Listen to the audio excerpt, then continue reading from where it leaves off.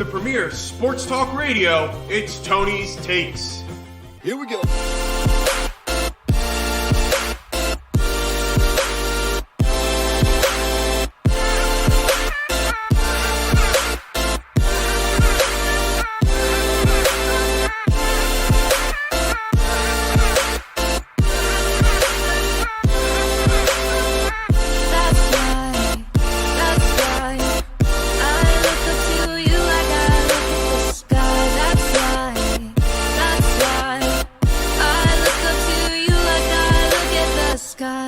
Welcome back to another great episode of Tony's Takes live right here on YouTube for the best show in sports talk radio. It is Tony's Takes, and of course, I'm not alone in the studio. Sitting next to me is my co-host, Jimmy D. Jim Jam, how are you? I'm doing good, Tony. I'm doing good. Sorry for the delay on the show. That's my fault, folks. Jimmy is a busy man. I don't think there's any other way that we could put it. Life is about to get a lot easier, though. Jimmy is almost a married man. And Jimmy might not... Well, did you get your tickets to the game for this just in? Jimmy might have... More important than Jimmy getting married is the fact that he's got potential Eagles Thursday night football tickets. Yeah, unconfirmed at the moment, but we'll know. Still talking to the scalper. We'll know within the next week. That's big news. That's going to delay the show, but that's okay. It's more... The tickets to the Eagles game have more of an impact on our show than Jimmy's actual marriage. Which, I guess that's a good thing for us here at Tony's Takes, maybe not for Jimmy in his relationship. As far as the marriage is concerned, this show is just going to be constant. You know, this is no different. This is regular life, this show. And for those joining us here on YouTube, please make sure to subscribe if you haven't subscribed to us yet, and double-click the notification bell. That way you get notified every time we go live. And the chat is open. Of course, Stephen Brownell is already in there saying, I might be there too. Is this true? Is he going to be there? He is going to be flying in on Wednesday. Whoa, he's cutting it close. So he might be at that game, yeah. What about the wedding? First time I'm hearing about this. Wedding's on Saturday. So but is he going to be at the wedding? Oh, he's a groomsman. Oh, well, you're going to have to introduce me to him. Oh, of course. We're going to meet in person, of course. Of course, yeah. Excellent. See, we're already getting a little excited. And speaking of flying in for the game, I think we're gonna have to start with the Eagles, of course. But Jim, actually, I don't want to start with the Eagles. I want to just say one thing. We're gonna talk about St. Joe's basketball today, pretty heavily in the sense that I'll do an A10 preview. There's a couple. I did the podcast for A10 Talk is kicking up again. We have a big season preview coming out for St. Joe's. I wrote the St. Joe's part. I actually didn't have to write the LaSalle part. We got someone to guest write for LaSalle, which is fine. I mean, I cover LaSalle because the website needs it. I don't cover LaSalle because I want to. I do want to, but if someone came in and said I wanted to cover LaSalle, I'd give them the blessing and say, you can cover LaSalle. But for A10 Talk, we have been covering a ton of previews, and there have been a lot of written previews. And I was texting former producers Tommy Higley and Sean Principali today, and they were sending me some pretty bad A10 previews, and I'm going to read them for you, and I'm going to read them to you so you can avoid them if you happen to be a fan of St. Joe's or a fan of the A10. I'm going to read some of the previews you need to avoid because they might hurt the image of the school and is actually not an accurate representation of St. Joe's basketball. We're going to talk about the NBA health insurance fraud.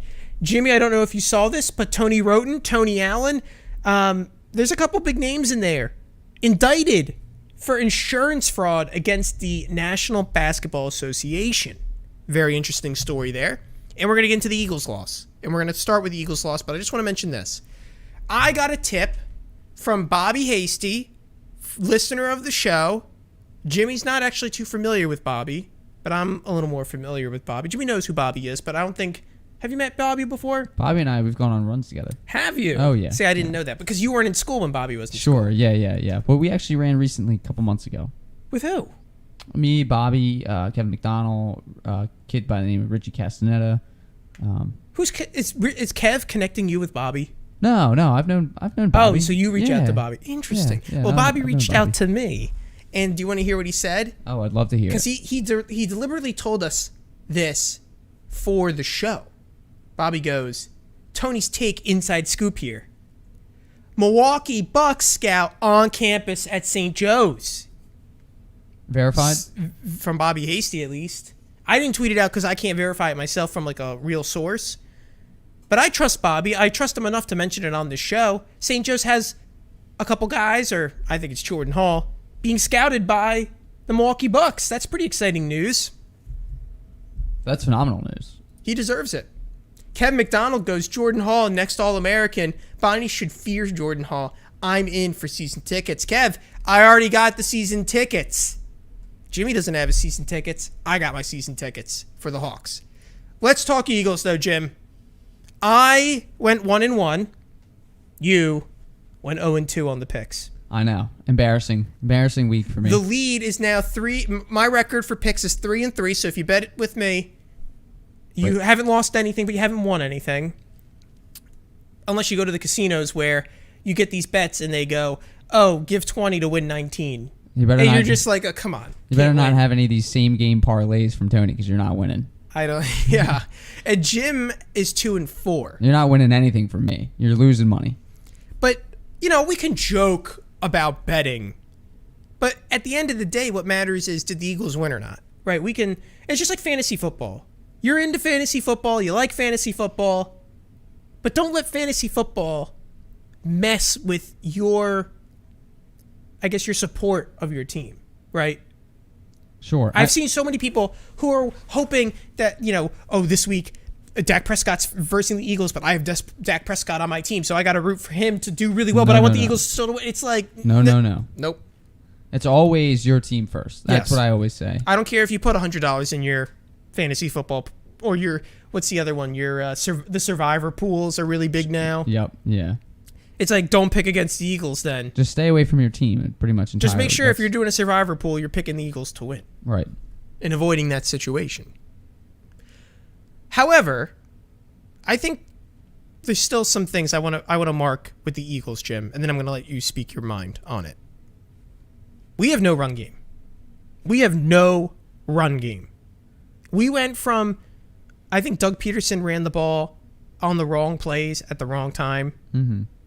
Now we're at the situation where it's either Jalen Hurts doing a 5-yard throw, and that's constituting a short run for us, and being a part of our short game, because you need to have short and long game, right? That's how you stretch a defense. That's how you get those long throws down the field. You got to somehow get 5-6 yard plays in to trick the defense to collapse in a little bit more.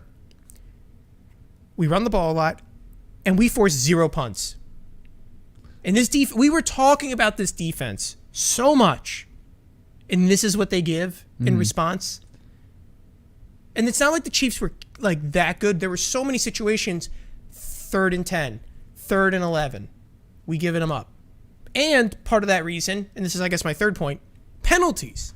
The penalty situation, it's officially horrendous. It is officially an undisciplined team. It is officially a team that I don't think the coach has control over in that regard. There's no discipline. So, Tony, let me ask you something. What has changed? Because... Well, the Brandon Graham injury happened. I mean, from last year, what has changed? When you look at this team, we can complete passes. I mean, that's literally the only difference is that this team moves down the field a lot better. What I see is increased penalties is a change because at least we didn't have this many penalties last time. You're right, increased more completed passes, I'd say, sure, but when I look at the totality of what we're seeing, it's the same thing. There's no defense, so we may as well still have Schwartz, right? Except now we don't have any run defense. At least with Schwartz, we had run defense. And we have 0 run defense. Clyde Edwards-Helaire was averaging 7 yards a carry against us. There's no reason. We had 2 years ago, we had the best run defense in the NFL. We were second. Yeah. Stopping running backs at 3.8 yards a carry or something. It's horrendous. We're almost double that now. And another thing I want to mention about the Eagles, you're totally right. They did get pressure on Patrick Mahomes. Mm-hmm. I think there was a couple situations where they got pressure, and if it was a different quarterback, not the third or second best quarterback in the league, then they would have gotten to him. And I'm a firm believer of that. If it was a player I think they would have had an easier time if it was Derek Carr back there. He's just a little less athletic than Patrick Mahomes. Yeah. Or if it was a quarterback like, Sam Darnold's going to face some problems next week. I think we can get to him. And so I think we're going to get into the pick soon. We were talking about the gauntlet of the season last couple weeks. And I said 49ers is the crux game for this Eagles team. Win it, you're on the right path. Lose it, I can see you losing to Dallas. I can see you losing to the Chiefs. I can see you losing to the Panthers. Then we go to Tampa. Or Tampa's in there. I don't know if it's Tampa after that, right? Because that's Thursday Tampa's night. Next Thursday. Yep. Yeah. Yep. Oh, you're gonna see Brady. Yep. Have you ever seen Brady before? No. In person? I have. Wow. Flex. It was when he was wearing a Patriots uniform, though. That was a make or break game, and now Panthers are another. It's just like one of those marks where it's like one of those games where we know it can go either way for the Eagles, and if you don't come home with a win, now we're looking at 4-12. Now we're looking at 6-9. I think that this really is the make or break game. I do agree with you that 49ers game meant a lot because now we're looking at a team that's we're 1-3 it was right now. And that game was we would be so 2-2 close right now going into this Panthers game, and then with a chance to go 3-2 after the Panthers game, heading into the Bucks. I do think that it was a close game, and they really should have won that game. There was when you think back to that game, there's all these there's points left on the field. We talked about it. That touchdown that got reversed.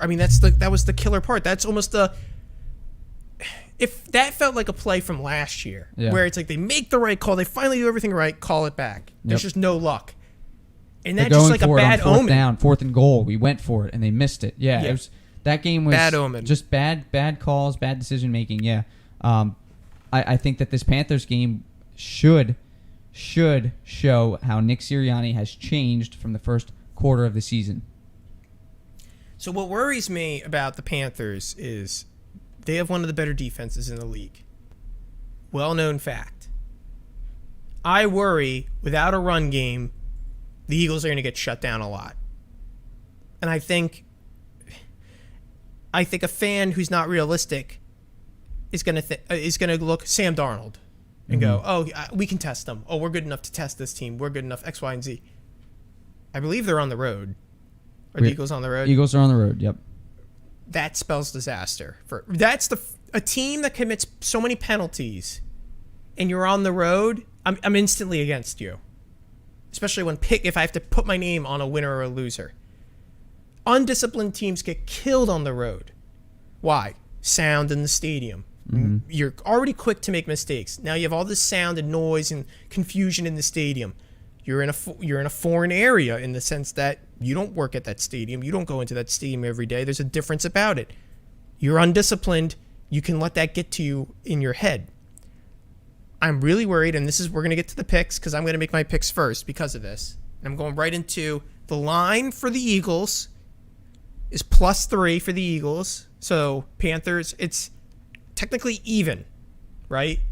+3 for a away team is usually even if the home team gets 3 points. So Vegas thinks these are equal teams. And then the over-under is 45. I'm going to go under.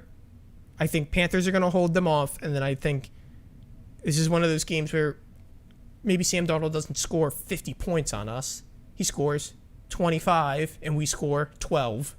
And it's a really close game. Not close game, but that's what happens. And I'm going to take the Panthers. I think this Eagles team is not good on the road. They showed that in Dallas. Maybe the Panthers are comparable to Dallas in talent. And I think the Panthers take advantage of that. And they win the game.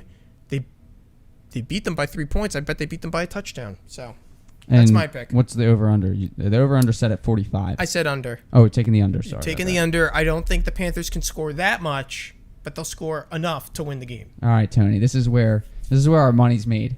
This is one of those. You said make or break season for a game for the Eagles season. Make or break pick for Jim, because if I get them right and Jim gets it wrong, I learned last year. Once you're down 2-3 picks, it's hard to crawl back. It was, but you did crawl back last year. It came down to and 1. This is why it's so scary for me, because I am behind you now, and I don't think the entirety of the season last year, I'm pretty sure I just led from the front, and you caught up by the end, and then we had like a make or break type of coin toss at the end. This is correct. So I'm actually going to take the Eagles +3 and the over. Whoa! +3 and the over. Here's why. I think the Eagles, they finally get some discipline, and they're going to cut down those penalties.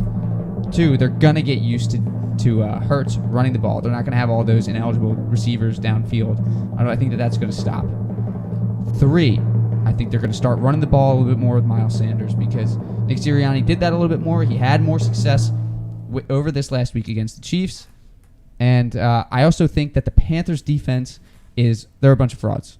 I really do. They played the Saints, the Jets, and the Texans through the first 3 weeks, and they averaged 12 points to the other team. And then they play the Cowboys, who actually have a decent offense, and they let up 36 points. So I think we're a better offense than those first 3 teams, at least before the Saints got good again. So I think the Eagles, we're going to put up probably, I want to say, 28 points to Panthers 23. That'll make it a 51-point total. Yeah. Frank goes, DraftKings just gave me free bets for SGP. Can't wait. What's SGP? Do you know what SGP is?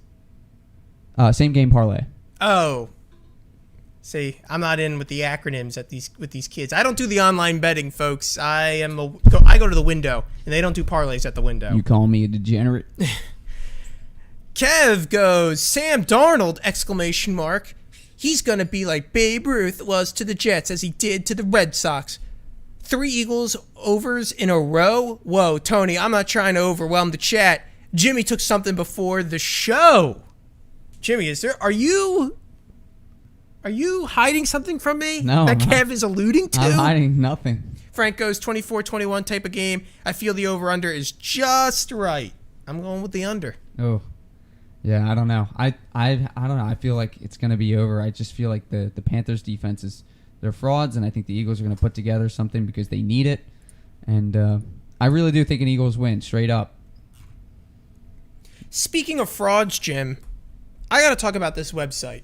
It's called 3Man Weave. And let me put this in the chat for everyone so they can go read it.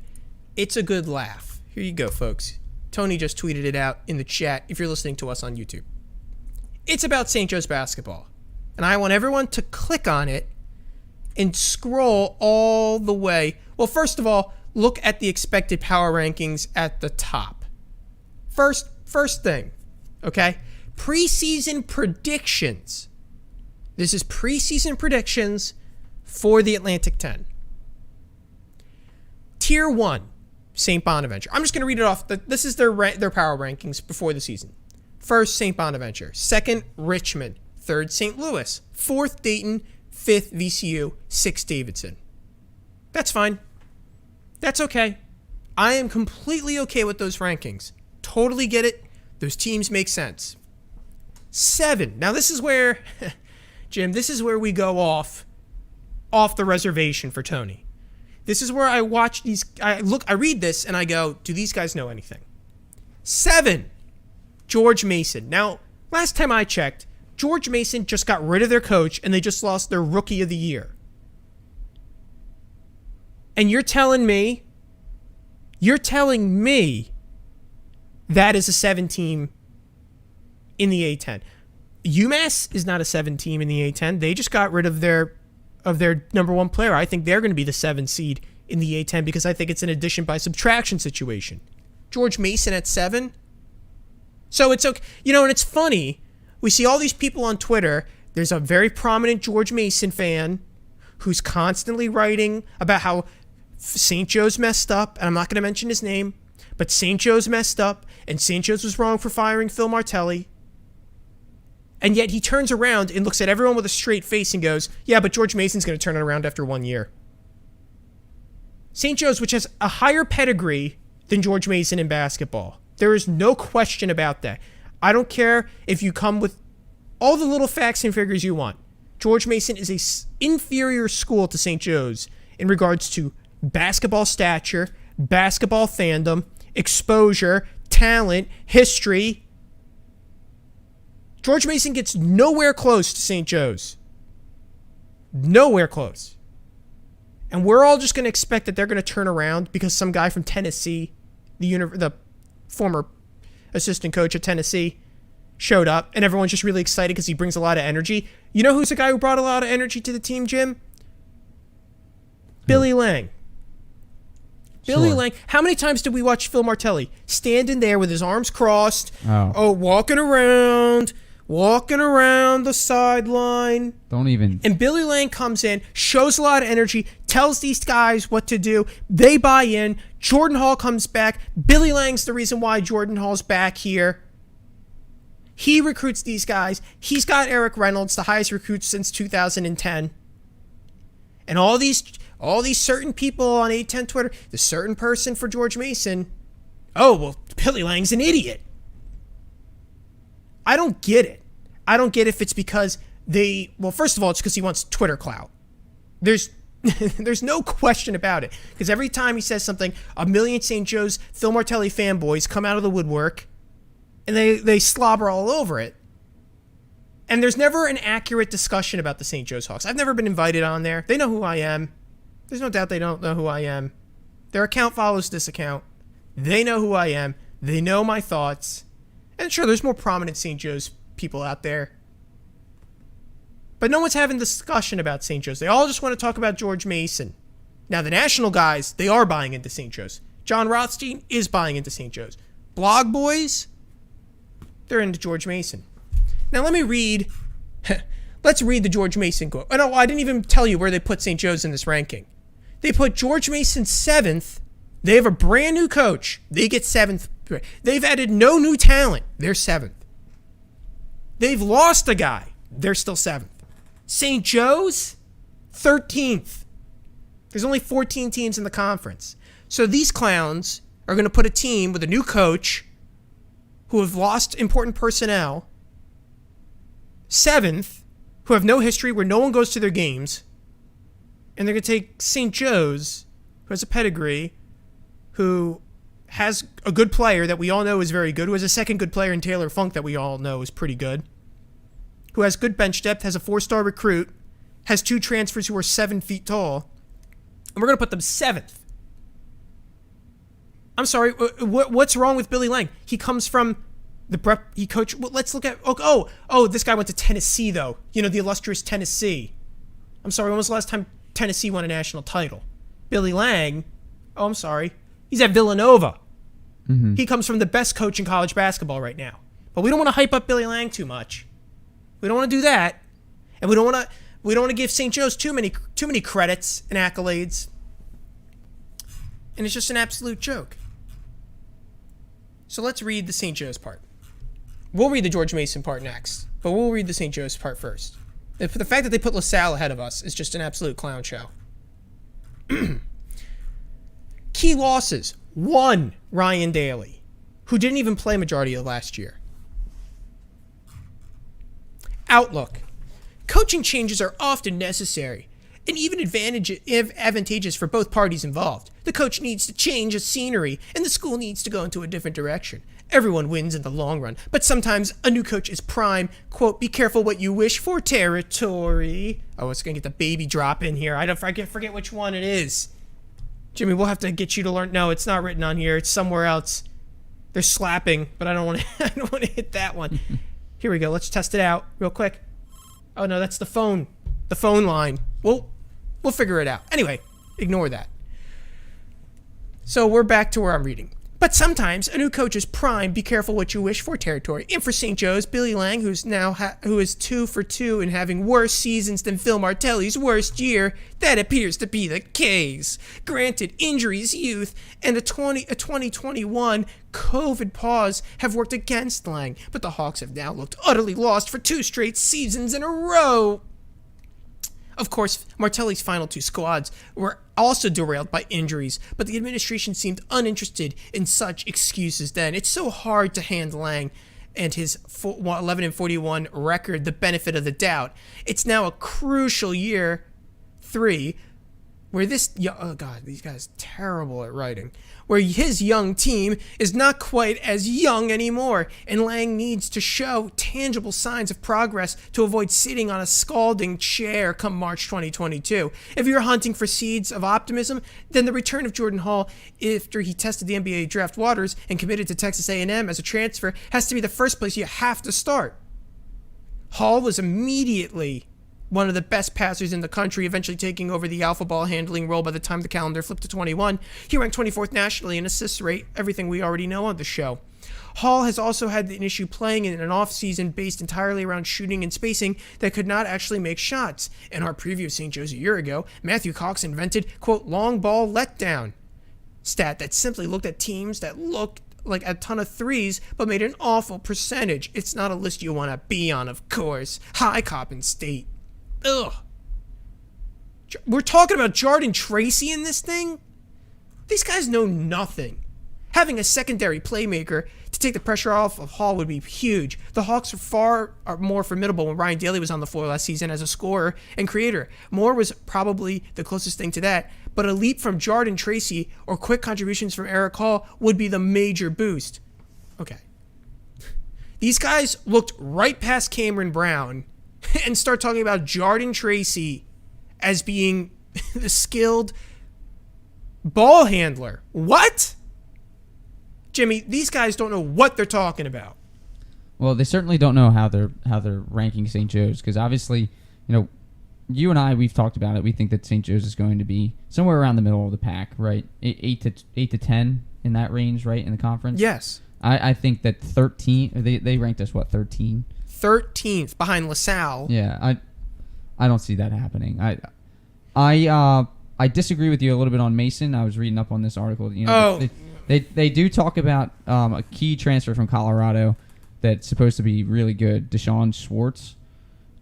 He's apparently he was a top 3 player for Colorado last year, and that's a Ken Pom top 10 team right there. So apparently he's going to be a nightmare for the rest of the A10. So I don't know if they're going to be 7 because of the new coach thing. We've experienced a new coach and what that's like. They had a bunch of transfers too. I think they had 4 or 5 transfers from what I was reading. So I think that the Mason thing, maybe I don't think they're quite 7, but maybe they're down in the mix with us. We're on the up and they're kind of on the down a little bit. So they do have a really nice player in Deshaun Schwartz apparently, but I think that St. Joe's, Mason, Duquesne, you're talking about the same sort of ranking here.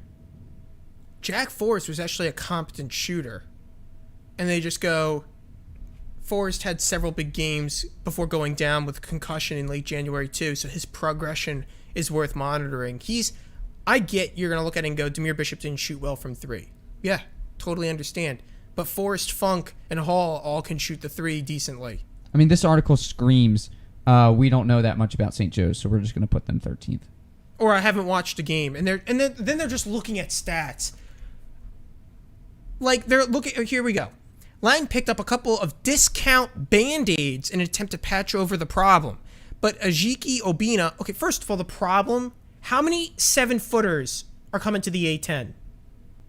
That we're going to call it a Band-Aid problem. Yeah.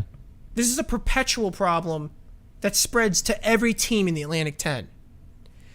But Ajike Obina and Charles Coleman did not see the floor at their previous stops for a reason. Obina is an especially baffling player, a 6'10 big man who did not block a single shot in the 152 minutes last season and only accumulated 9 over the 952 career minutes at Vanderbilt. That's a staggering number, like fishing with dynamite for a week and only reeling in a couple of minnows.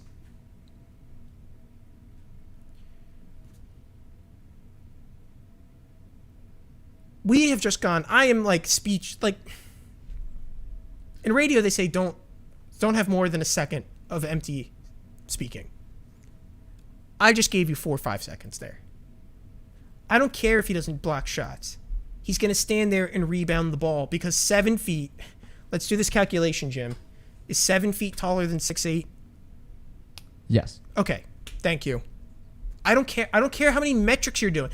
We got to do the calculation, and let me get out my calculator real quick. And Jimmy, can you run the numbers on his long ball percentage, a statistic we just made up? Have you heard of it? I've got an engineering degree, and we're crunching the numbers here at the3manweave.com. And Obina, who played for Vanderbilt, a notoriously bad team, didn't block any shots. So, that was at Vanderbilt. I'm going to take 7 feet, and I think it's going to be better than the 6'8 Taylor Funk at the center. I don't care if the guy had 0 blocked shots. I need someone to stand there with their hands up in the air, not get fouled, and be an extra body for a rebound. That's it. That's all I need you to do. Doesn't need to be crazy. It's okay. And we have the unknown of other players, like Eric Reynolds coming in, you know? There we go. Charles Coleman did not see the floor at his previous stop for a reason. Okay, but they didn't give us any reason why Charles Coleman would be a problem. Now, I think Obina is more effective than Charles Coleman, but guess what? If Obina fouls out, we've got another one. Throw him in there. Mm-hmm. It's okay. We'll be okay. But for them to just go, it's just frustrating. These guys clearly have not watched St. Joe's basketball. They can go on basketballreference.com all they want. They can filter on what they want, and they can take screenshots and put it together. But when I take the eye test, and the eye test does work sometimes, I can see, just like the eye test with Jordan Hall. I watched him handle basketball. He didn't go to the greatest high school and didn't put up the craziest numbers, and he was a little underrated. And they said the same thing about Forrest coming from Columbia. Oh, he's a guy who plays in the Ivy League. He shows up, plays pretty decent.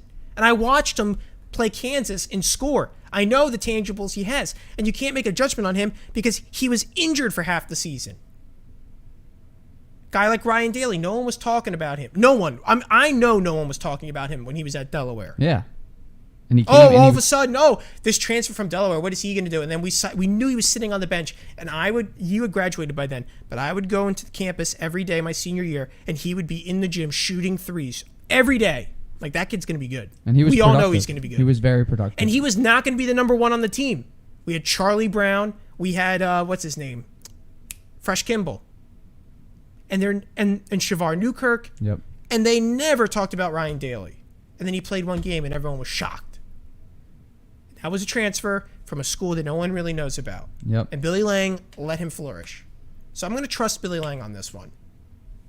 It's just frustrating. And not the 3-weave. What is it? I don't. 3-man we're weave. not even going to give him any credit anymore. 3 weaves. It's a joke. And then they go and they look us straight in the face and go, LaSalle's better. After we beat LaSalle 2 out of 3 times, and they lost important players. They lost guys like Jared Kimbrough, who do matter to LaSalle, because Clifton Moore doesn't score as much on the offense. He doesn't. Okay, let's read the George Mason one. A heartfelt au revoir to Dave Paulson, who generously took the time to join the Weave on our podcast last off-season. There we go. Oh, now it's all coming together. Perhaps expected for many George Mason fans, it was nevertheless bittersweet since, goodbye, farewell. Though we do understand that it was not quite able to replicate the run of success he had at Bucknell. And yes, injuries contributed to that. So, for St. Joe's, it's not okay. He had injuries, but we're just going to hammer St. Joe's for letting Phil Martelli go. But then Dave Paulson, His Eminence, let's write a fond farewell. I see where their bread is buttered. That paved the way for a new era in Fairfax, and the administration has handed the reins to Kim English, a Tennessee assistant, long touted as the next big thing in the coaching world. Time will tell if he's as good as advertised, but at this point, English has certainly said the right thing. He said the right things. I'll sleep well at night knowing that one.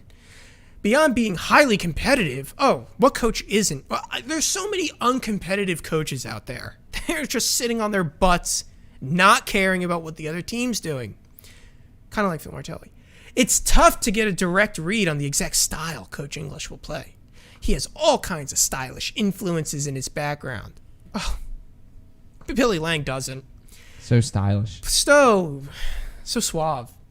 Played in one of the best 4-out offenses ever at Missouri, a pick-and-roll heavy scheme under Frank Haith at Tulsa, an inside-out attack under Tad Boyle at Colorado, and high-level motion offense under Rick Barnes at Tennessee. pro-style offenses while playing in the NBA. Billy Lang knows pro offenses, and he was with Jay Wright, the best coach in all of college basketball. On the Solving Basketball podcast, English discussed a, quote, hybrid approach. Okay, everyone close their eyes. Who does this sound like? Modern spacing, reflective of his Mizzou days. Brute force of interior play that harkens back to Grant Williams and Admiral Schofield in Knoxville. Considering his wing talent this roster has, along with one true postman, that makes a heck of a lot of sense. So they got one in center. St. Joe's has two, but they're terrible. St. Joe's has three. St. Joe's has four, but they're terrible. This guy, great. He was at Tennessee. I guess Billy Lang's tenure at Villanova means nothing, and at St. Joe's means nothing. Completely unbiased rankings. Completely unbiased rankings. What else did they say? Oh, spacing. The St. Joe's Hawks, they don't space at all. Spacing. No. No, they do the wrong spacing. Our guy, who hasn't even proven anything, he's right. He does the right spacing. Our guy, Billy Lang, that Neanderthal? No, he doesn't do any spacing. Are you kidding me? The wing is where the strength of the Patriots should lie. Hey, Hey, Jim, give me the prototype wing in college. Tell me his height, wingspan, skill set. What do you think a wing looks like? I don't know. Because George Mason's got them all. Oh, they do? They have the best? Oh, they have the best. Let me name you 6'8"? 6'8", passes the ball really well, shoots 38% 38% from three, shoots 50% from the field, able to attack the rim, great court vision, can rebound the ball, actually top 20 in rebounding in the league, only as a small forward. Sure. That's a good small forward, isn't it? Yeah. Yeah, that's Jordan Hall. Yeah. Thanks. As English brought 2 power conference players with him from his previous stops, Billy Lang only brought 1. I'm done, Jimmy. I'm done reading this. I'm so over it. Let's move on. Oh, my gosh. Just gave up on it. It's just so frustrating. Look, he's got so many talented wings. I got a great wing for you. He's turning red in the studio. Those are boneless wings, if I've ever seen them. Boneless wings. Those are boneless wings. You kidding me? Next week, I want the full scout report on Deshaun Schwartz. I want to know everything about this guy. I can't wait till we get rid of Mason. I can't wait. Me and Higley and Prince of Ali, we talk about this all the time. I can't wait to destroy George Mason. Their fans get me so angry. They don't know what they're talking about. They act like they're such an important member of the conference when I really don't think they are. And they think that they know what they're talking about. And they make snap judgments about St. Joe's. And then they go, and they're doing it because they just pisses people like me off, and it gives them clout, but I don't care. That's why I don't say their names. But the fact that they can look at Billy Lang and go, it's such a problem, and then they go look at Mason, who's doing something new, and they can, get the red carpet out, and then they name all these things. Now, they just said great wing, and I'm thinking, well, that St. Joe's has a great wing, and they have a 4-star recruit, and they just don't want to give accolades. They don't want to talk about when St. Joe's goes on a winning streak. And clearly when the team's healthy, clearly when the team's put together, it was a good team last year. I'm just so over it. It's like insanity in the sense that they don't, they'll never admit they're wrong. That's the funniest part of it all. All I can hope for is that the stars align, that Billy Lang doesn't get any bad luck, I guess. And it just happens. Limited injuries this year. We can't have something like with Ryan Daly last year. And then if that happens, you look at if you get rid of the coach, that's fine. I understand. I don't think that Billy Lang should get a pass if they lose a lot. I'm not in that camp. This is year 3. I'm going to be very critical. That's fine. I'm not anti-critical. Like, it's okay to be critical. It's just like the fact that this has been going since the jump is what just gets me going. Yeah, it was like instead of being critical year 1, we should be starting to be critical now. People didn't really give him a fair shot to Nope. start. I agree with that. Nope. Yeah. Jimmy, have you seen the things I sent you in the Phillies section of today's? Yeah. Yep. So is there anything you want to talk about? I'll let you lead this section. section. So one of the links that you have, the Phillies anticipate Alec Boehm to continue to play third base. I thought that was an interesting one. That was part of the Dave Dombrowski presser that I watched yesterday. I thought some interesting things about that whole presser. So one, there was the whole mistake about the Joe Girardi contract. It was brought up to Dave about Girardi having that possible option for 2023. He said that there was no option. Then you had people live fact-checking him, saying the Phillies tweeted this back in 2019 when they hired Girardi that he had a club option. Dombrowski was like, no, didn't see that. I don't know anything about that. That'll be news to me. One of the things that, a lot of people are giving him flack over this. I don't really think it's that big of a deal. All right, I understand that, the director of baseball operations should know how long the manager has on his contract, what the contract looks like. But guess what? It's his first year. It's Dombrowski's first year. And I think that there's more important things to focus on, like building up the farm, right? Building up, trying to get new players in, trying to get better talent in. And that's another article I linked in there. They just hired a new director. Yep. So they hired a new director. I think one of the things that I really enjoyed Dombrowski saying in the presser is that he's not looking for stars, right? It's like the opposite of Brett Brown, right? We're not star hunting. He's like, with that infamous LeBron James quote. We're looking for complementary players. Yep. And that's what the Phillies really do need. Who's going to come in when Rhys Hoskins gets injured? Right. And, Brad Miller was a great replacement for a short time, but he's not a long-term replacement for first base. Now, maybe that's JT, and we find a backup catcher that can fill in for JT, but it's not Andrew Knapp. And Marchand, I don't know if he's there yet. Now, I really think that the whole left side of the field is what they're going to be working on, right? So if you get Bohm, and apparently they've been working with Bohm to work on his defense and everything, you get Bohm as a solid third baseman. He's back. He's hitting the ball well again, and he's limiting the errors. He's never going to be a Gold Glove. Dombrowski said it himself. He will never be a Gold Glove player. Neither will Rhys Hoskins. But if they can limit their errors to a minimum, then you find a solid shortstop, and it could be Didi, but it's honestly, I don't think it's going to be Didi. They're going to have to find a complementary player outside, external to the Phillies, to come in and fill in that gap because it's not good right now. And then you have to figure out center and left. But once you figure out players that are going to have limited errors in the field and quality at bats, we're not talking about hitting 260 or 270. If they can just hit 240 or 250, the team looks a lot better. But they don't have a leadoff hitter. And that's something that they need to figure out. What you do, you knock out two with one stone, right? You get a shortstop and you get a leadoff hitter, just like Jimmy Rollins. Yep. But it doesn't have to be the level. Shortstop, most important defensive position on the field. He's the general of the infield, right? Yep. So, I thought there was a lot of good stuff from Dombrowski. He had a little mental slip with the contract of Girardi. The grand scheme of things. That's such a minutia fact. He needs to go find players. That's what we need. And I don't know, if we have a better farm system, then we don't even have to worry about finding the complementary players external to us. So they need to turn that around. They need to turn around quickly. I totally agree because they're like, we're star hunting. Well, why are we star hunting? Yeah, we should be player farming. Right. Totally agree with you, Jim. Yep. So there were some good things. I actually enjoyed that press conference a lot. And it's funny. I put this in the write-up. I don't like sitting here and knowing I was right from day one of the season. Literally, I don't watch. I've watched baseball. I've watched it a lot more over the last 3 years.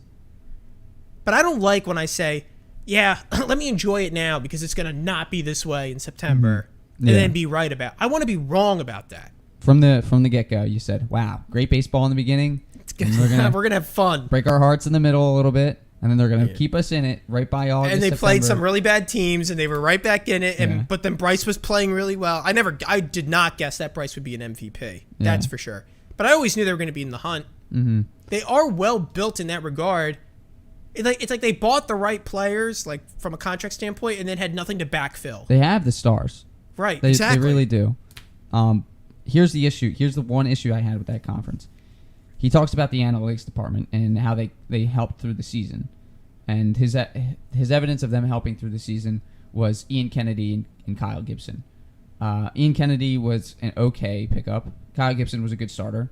I guess maybe the analytics told them that Ranger Suarez would be a good starter too. But he sort of promoted the idea that the analytics department needs to improve in the future in order for this team to be better. I don't think so. I disagree with that. You think it's the old school scouting that needs to improve? Yeah, there's an eye test, for the complimentary player. You don't need statistics to tell you whether somebody can get on base or not, right? Like, if you have a good leadoff or hitter, does he run the bases base correctly when he hits?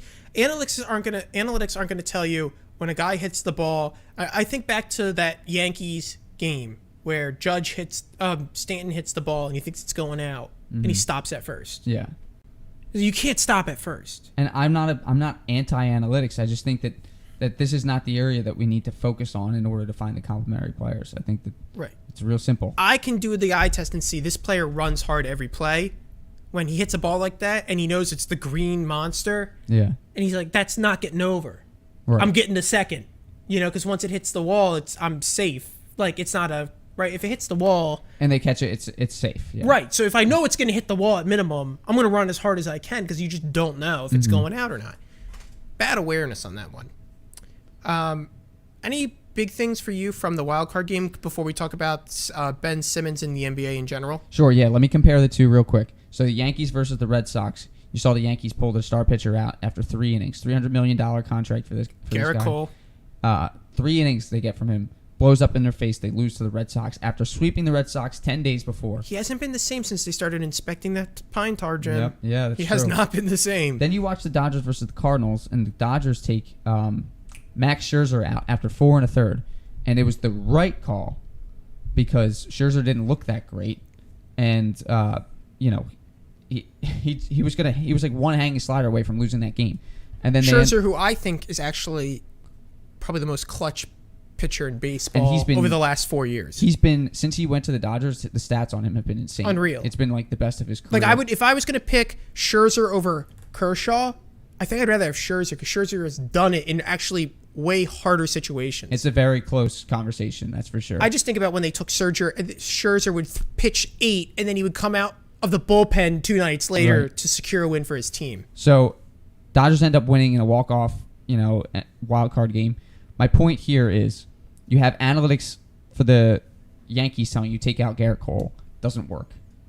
You have the eye test saying Scherzer doesn't look right tonight. Let's take him out after 4 1/3. And it works for the Dodgers.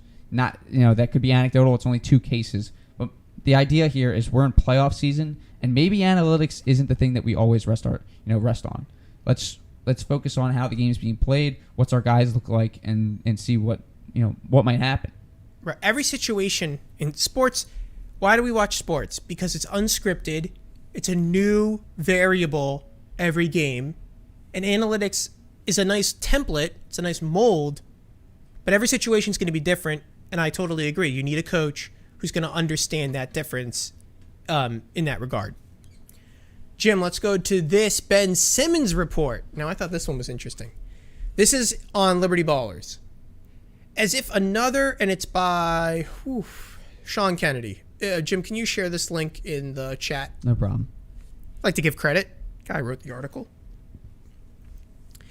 As if another trade rumor wasn't enough to sedate your Ben Simmons drama palette for the day, we had a report from Philly Voices' Kyle Neubeck, which hit the wire this evening regarding the fines accruing and this is about Ben Simmons and his absence, per Kyle Neubeck. Quote, after being fined for missing Philadelphia's preseason loss to the Toronto Raptors on Monday night, a penalty of roughly $360,000, Simmons' representation had another discussion with the Players Association in which it was reiterated they would be unable to recap the money being deducted from the $8.25 million sitting in escrow, sources say. And it was communicated to the Sixers that these early fines were perhaps higher than expected. The implication in this report is that Simmons is not loving missing out on those paychecks, baby, as much as his, quote, I'll sit out the whole year. If you don't trade me, I don't care stance would have you believe. As has been pointed out by the Atlantic's Derek Bodner and others, there's nothing to really stop Simmons from showing up and acting out in hopes of expediting a trade, a la Jimmy Butler in Minnesota. If the Sixers persist in the stance of waiting for a return of reasonably fair value for Simmons, we'll see if Ben actually opts to adopt the different tactic and allow the direct deposits to once again keep hitting his checking account. Now, I just want to advise people, you should not put $1 million in one bank account. FDIC only insures $250,000. That's a great note there for the folks at home, Tony. For all those millionaires that are listening to Tony's Takes, this is not financial information or advice. Disclosure, Tony's Takes, do not listen to me. There we go. Now I'm not legally liable. Don't listen to me. This is kind of playing out the way that we wanted. Now, I thought this was... I didn't think about it in that regard. Pull the Jimmy Butler maneuver in Minnesota. I did not think about that. Yeah. I think that would just make us hate him even more. Like, that would just not be good for him. It's real simple here. You know, you can come back and be loved. Play 20 games, and I promise you'll be gone. Yeah. Like, that's... Play 20 games, that's about until December. I promise for your Christmas present, you'll be on a different team. I don't think it's too late for him to be loved by the Sixers fans. Like, he doesn't even need to be loved. Just show up and do your job. You agreed to it. Well, that's what I mean. Like, if he just showed up and did his job, I think that would be They'd be like, enough. okay, we get the situation. Let's just, wipe our hands of it. Yeah. As Pontius Pilate said. Yeah, I don't think it would be a big deal. But when you sit like this, you sit out like a baby like this, it's quite pathetic. And then, it digs yourself in the hole even deeper. It doesn't help anybody. It doesn't help the Sixers. Doesn't help himself. Yep. Speaking of the NBA, quote from NBC. I saw this on the Wall Street Journal originally. 18 former NBA players arrested by federal authorities in alleged healthcare scam. Glenn, quote, Big Baby Davis, who won an NBA title with the Boston Celtics, and former high school sensation Sebastian Telfair are among the defendants. Let me read the list to you of players on here. Oh, they don't have it on here. Let me go to my Twitter account. Tony's got them in the bookmarks, as always. Okay, here are some of the players. Sebastian Telfair, as we said. Glenn Davis. Here's another name. Tony Allen. Oh my God. Arrested. Tony Roten. Oh, no. Sixers legend. Arrested. And Terrence Williams. Those are some big names. They're not small names. And here's the story. 18 former NBA players were charged with attempting to defund the NBA's health and welfare benefit program out of nearly $4 million. The defendants include Terrence Williams, blah, blah, blah, blah. Tony Allen's wife, Desiree Allen, was also named as a defendant. They each face counts of conspiracy to commit healthcare and wire fraud. By midday Thursday, 16 of the 18 players have been taken into custody. The defendant's playbook involved fraud and deception, said the U.S. Attorney General. They will have to answer for their flagrant violations of the law. He's accused of supplying false invoices to support the fraudulent claims in exchange for kickback payments that totaled at least $230,000. Prosecutors alleged that when one player didn't pay Williams, he called the co-defendant pretending to be a plan administrator and said that there was a problem with the claim. Strauss said the hope was to frighten the player into re-engaging with Williams. In total, the defendant submitted $30.9 million in fake claims, and $2.5 million was paid out. Wow. So this one player, who is the linchpin, his name is Williams, was the scheme's linchpin, submitting false claims to the league's healthcare plan. He was supplying false invoices to support fraudulent claims. Wow. So per Drew Hill, he's a Memphis Grizzlies beat writer, Tony Allen, Tony Roten, and Glenn Davis all reported that they had root canals on the same teeth on the same day. Oh, come on. Are you serious? Yeah. And then I guess the money goes to this Williams guy for the payout or something like that. Yeah, had to. What a scheme. I wonder if someone's like... 18 players. So I guess they said root canal, and then they didn't get one, and they sent it to someone who would say, oh, we did the root canal, and they would pocket the money, and then... Who pays that much for a root canal? I don't know. That's wild. That's a mess. I feel bad. Those guys were probably not tricked into it, but, It's easy to get coerced into that. You think it's easy money, but you're gonna pay. Yeah. You always get. As a former auditor, they always find you. There is no fraud that they get away with ever. That advice you can take. Don't do fraud. Can't pull one over on anyone. Not on old Tony. I'm doing the completeness and accuracy check every time. Huh. We're tracing and vouching. Okay, Jim, that wraps up the show. I got a small little announcement for you. I don't know if you heard this. Jimmy has been checking the watch frequently on today's episode. Yesterday, on 94 WIP, Angelo Cataldi announced his retirement. No! He'll be retiring at the end of 2022. So we have about a year and before we're on the show. A year and 2 months until we take over as the morning show hosts. I can't believe Tony Stakes is going to be on 94 WIP. That's fake news. What? That will be on WIP. It's fake news, but Jimmy, I'm going to will us to there. We're going to get the demo tape together. I wish. We would be the greatest morning talk. We would need another one. We have Al. Al Morganti. We'll get rid of him. I'm trying to think who we could get. I'm thinking Steve from Preston and Steve. He'll be our light fixture. Well, we can pull him away from that show. We'll entice him with some money. So, it is sad that Angelo's retiring. Angelo is a hero. Yeah, he's a big voice in the Mike Philly sports for Missinelli sure. and Angelo Cataldi were the kings of Philadelphia radio for the last 15 years. But Cataldi won. Yeah, That's the crazy part. I think so. He definitely won. Yeah. And he was on there the longest, of course. The morning show has been the longest running out of all of them. It's going to be so weird.